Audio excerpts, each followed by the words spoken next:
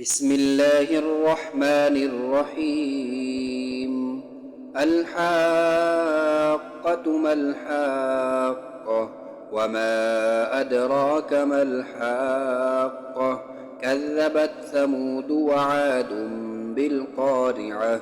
فأما ثمود فأهلكوا بالطاغية، وأما عاد فأهلكوا بريح صرصر عاتية سخرها عليهم 7 ليال و8 أيام حسوما، فترى القوم فيها صرعى كأنهم أعجاز نخل خاوية، فهل ترى لهم من باقية.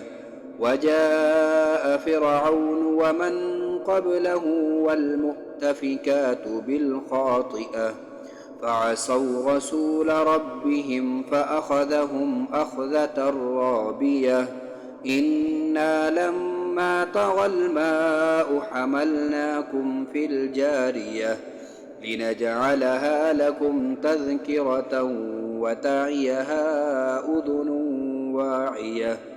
فإذا نفخ في الصور نفخة واحدة، وحملت الأرض والجبال فدكتا دكة واحدة، فيومئذ وقعت الواقعة. وانشقت السماء فهي يومئذ واهية، والملك على أرجائها، ويحمل عرش ربك فوقهم يومئذ 8. يومئذ تعرضون لا تخفى منكم خافية. فأما من أوتي كتابه بيمينه فيقول هاؤم اقرءوا كتابيه، إني ظننت أني ملاق حسابيه.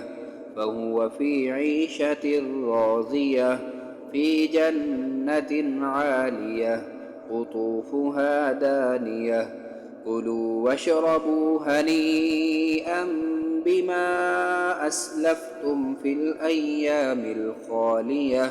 وأما من أوتي كتابه بشماله فيقول يا ليتني لم أوت كتابيه، ولم أدر ما حسابيه.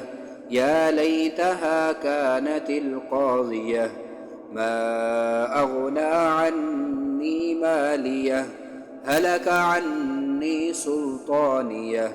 خذوه فغلوه ثم الجحيم صلوه، ثم في سلسلة ضرعها 70 ذراعا فاسلكوه.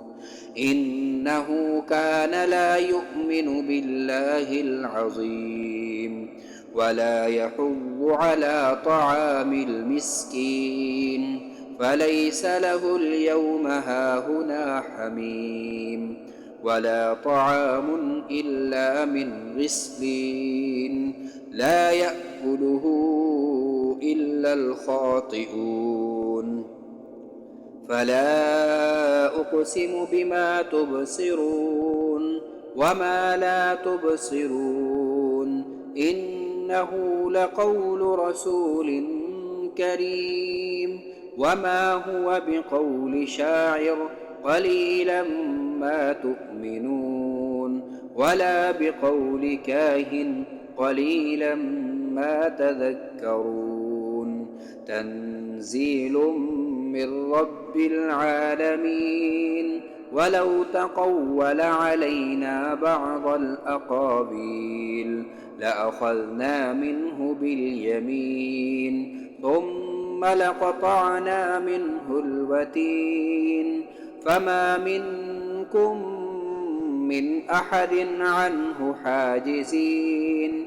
وإنه لتذكرة للمتقين، وإنا لنعلم أن منكم مكذبين، وإنه لحسرة على الكافرين، وإن وإنه لحق اليقين فسبح باسم ربك العظيم